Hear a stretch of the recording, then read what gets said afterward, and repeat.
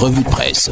ITFM 103 et Cam News 24 émettant depuis Garoua. Madame, monsieur, bienvenue à la revue de presse spéciale offerte par MBF Media Productions. Le tri-hebdomadaire d'Icalo pour démarrer suite aux pressions du Social Democratic Front SDF et les CAM délocalisent les bureaux de vote. Et il s'agit de plus de milliers de sites logés à des endroits inappropriés en violation du code électoral. Page 3 du tri-hebdomadaire d'Icalo. Hôpital gynéco de Yaoundé, mise au point des rumeurs sur une négligence médicale. Eh bien, d'Icalo nous dit tout. Hadj 2026, ouverture officielle des inscriptions par le MINAT. Le ministre de l'administration territoriale, en sa qualité de président de la commission nationale du Hadj, a annoncé l'ouverture anticipée des inscriptions pour le pèlerinage à la Mecque de 2026. Cette mesure proactive communiquée ce 19 août 2025 vise à optimiser la préparation des futurs pèlerins et à s'adapter au nouveau calendrier établi par le Royaume d'Arabie Saoudite,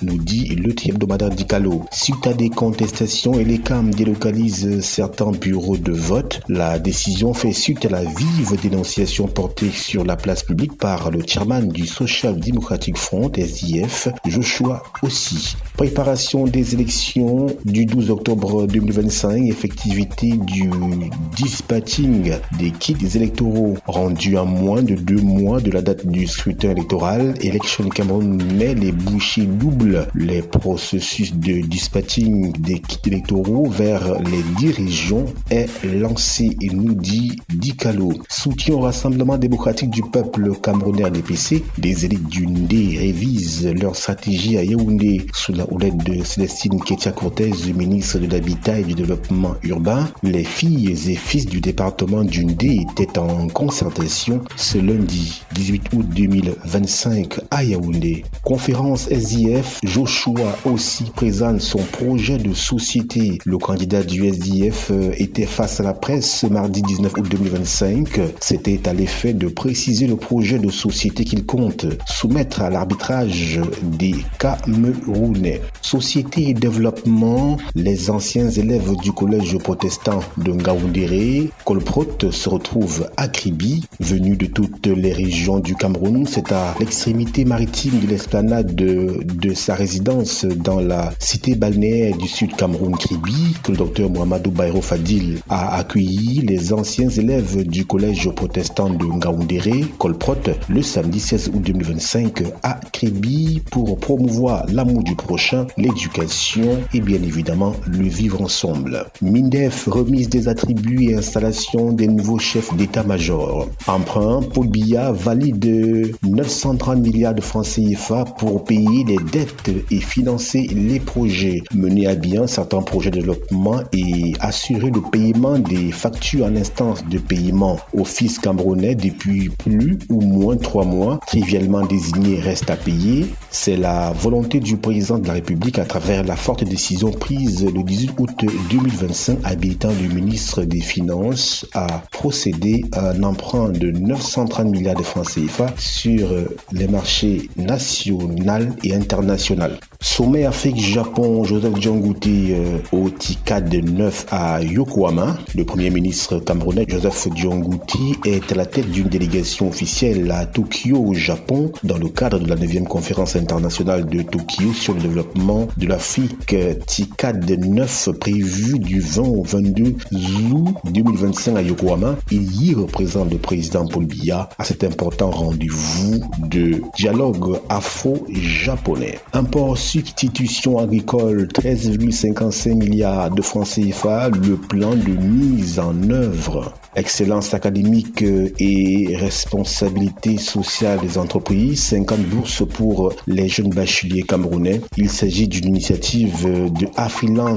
First Bank Cameroun. Enseignement supérieur, pourquoi les étudiants optent pour des études à l'étranger? Eh bien, le tri-hebdomadaire d'Icalo nous édifie sur cette tendance. Exploitation minière à Kambélé, l'État tranche en faveur des populations riveraines. Nouvel épisode dans le feuilleton lié au site d'exploitation d'or de Kambélé dans la région de l'Est Cameroun avec cette décision en faveur des populations riveraines. Humanitaire, le Japon accorde une aide de 731 millions de francs CFA au Cameroun. Il s'agit Pour l'assistance sur le plan humanitaire, le Cameroun peut compter sur de nombreux pays amis avec lesquels il entretient outre les relations commerciales, mais aussi une diplomatie empreinte de respect, de considération et de solidarité. C'est le cas avec le Japon. Sonara, un plan d'accélération de 2 ans adopté, nous dit-on. Élection à la Fédération camerounaise de football, Samuel Eto'o-Fils hors course. Samuel Eto'o-Fils ne pourra pas solliciter un deuxième mandat à la tête de la Fédération camerounaise de football, FECAFOOT. Pourtant, les délégués à l'unanimité avaient invité le 9 lors de la dernière Assemblée générale à se représenter. Pour eux, son bilan était positif. À lire donc dans les colonnes du tri-hebdomadaire Dicalo la raison pour laquelle ou les raisons pour lesquelles Samuel Eto'o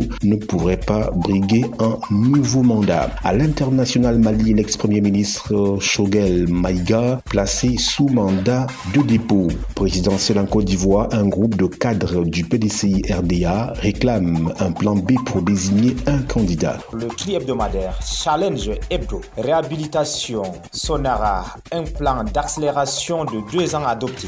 La Société nationale de raffinage en abrégé Sonara entre dans une phase cruciale de sa reconstruction avec l'adoption d'un ambitieux plan d'accélération de mesures de restructuration et de réhabilitation pour la reprise de raffinage sous 24 mois. Para 24 validé lors du conseil d'administration du 13 août 2025. L'objectif principal est de remettre en service l'outil de production d'ici 2027, marquant ainsi une étape décisive pour la souveraineté énergétique du Cameroun.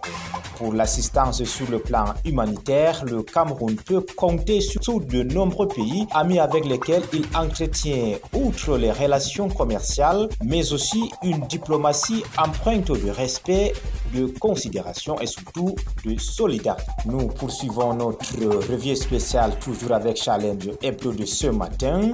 Surveillance des votes. Elecam invite les partis politiques à désigner leurs mandataires. Le directeur général d'Elections Cameroun, Eric Essoussé, souhaite voir des 12 partis politiques retenus désigner leurs représentants dans les 58 commissions départementales de supervision des votes. Plus de détails à la page 3. Nous restons toujours à la page 3 pour parler justement de la fin d'une agitation. Léon Tyler Onana quitte enfin le RDPC. Le conseiller municipal RDPC de la commune de Monatélé, Léon Tyler Onana, qui a tenté de faire ombrage à la candidature de Paul Biya, quitte enfin le navire.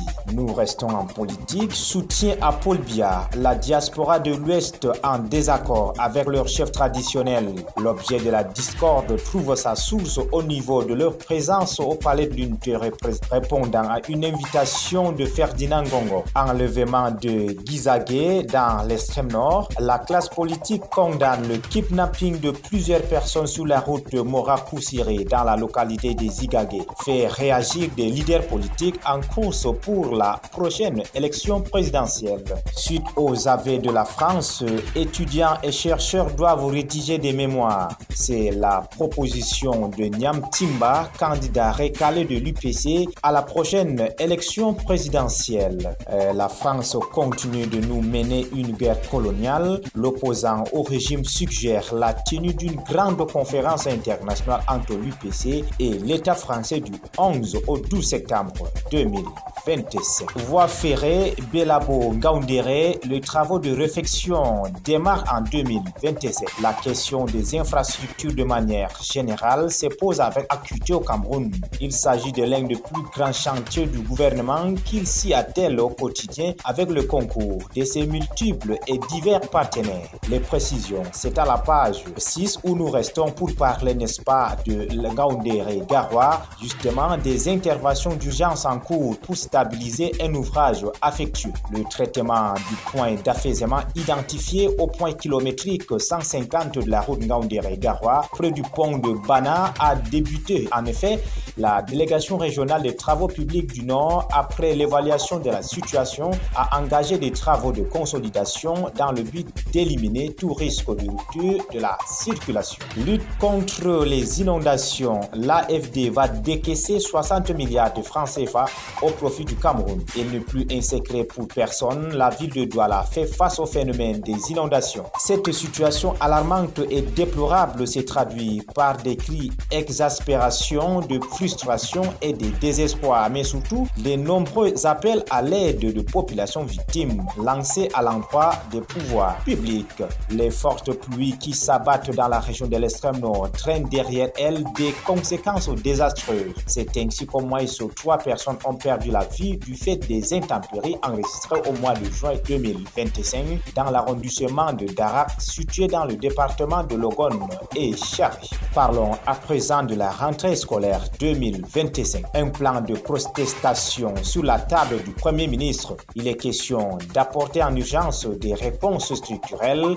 à la crise profonde qui affecte notre système éducatif. Le détail, c'est à la page 8 de ce numéro de ce matin. L'enseignement supérieur. 30 000 étudiants camerounais inscrits dans les universités étrangères. Ces chiffres publiés par le ministère de l'Enseignement supérieur représentent 6% des effectifs nationaux. Et précision, c'est à la page 9 de ce numéro de ce matin où nous restons justement pour parler du département de la Maine-Noire. Le syndicat des communes de la Maine-Noire, regroupant les 6 communes du département, a franchi une étape importante dans son engagement pour le développement local. Ces conseillers viennent unanimement d'adopter le compte administratif et de gestion pour l'exercice 2024 relevant un bilan financier solide et encourageant. Exercice illégal de la médecine. L'Ordre national de médecins s'insurge contre une diaspora médicale. Le docteur Fonkwa Rodolphe ainsi que les membres de l'ONMC étaient face à la presse lundi 18 août 2025 pour apporter des clarifications sur le bras de fer qui les oppose au collectif de la diaspora médicale. Plus de détails à page. À l'étranger, Rwanda, visa pour Europe, un parcours du combattant. Depuis la fermeture de l'ambassade de Belgique au Rwanda en mars 2025, les demandes de visa pour l'Europe doivent se faire à Nairobi pour le Rwandais. Voilà, madame, monsieur, c'est la fin de la revue de presse spéciale sur ITFM 103 et Cam News 24 émettant depuis Garoua, offerte par MBF Media Productions. Nos programmes se poursuivent.